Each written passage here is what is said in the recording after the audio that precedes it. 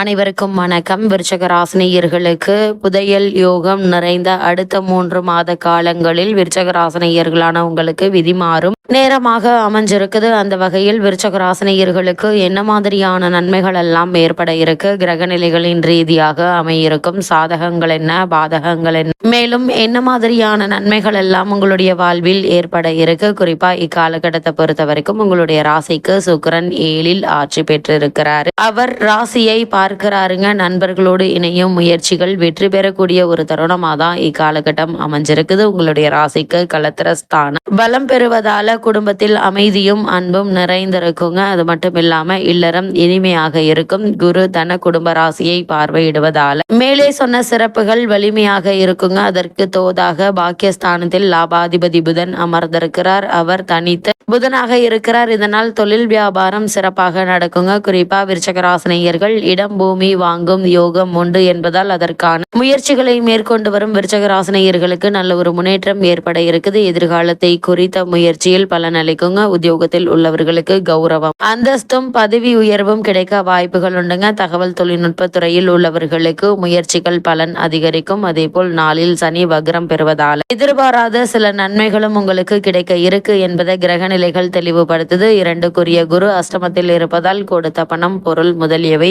அதிக முயற்சி இருந்தால் தான் கிடைக்குங்க. ஏமாற்றுபவர்கள் அதிகம் இருப்பவர்கள். எனவே எச்சரிக்கையோடு இருக்க வேண்டுங்க. கடன்களை வசூலிப்பதிலும் வாங்கிய கடனை திருப்பி தருவதிலும் பின்வாங்க நேரிடலாம். அதனால் கெட்ட பெயர் வரலாங்க. அதனால் எச்சரிக்கையாகவும் கவனமாகவும் இருப்பது நல்லது. விருச்சக ராசினியர்களுக்கு அடுத்த 3 மாத காலங்கள் முழுவதும் கிரகநிலைகளின் ரீதியாக கூறப்படும் பரிகாரம் என்ன என்று பார்க்கும்போது அருகாமையில் உள்ள சிவாலயத்திற்கு சென்று வாருங்கள். குறிப்பாக தட்சிணாமூர்த்தி சன்னதியில் பிரார்த்தனை செய்யுங்க. எண்ணற்ற நன்மைகள் உங்களுடைய வாழ்வில் ஏற்படுவதற்கான சாத்தியக்கூறுகள் அதிகம் உண்டு என்பதை கிரகங்களுடைய சஞ்சார நிலைகள் தெளிவாகவும் உறுதியாகவும் எடுத்துக்காட்டுது.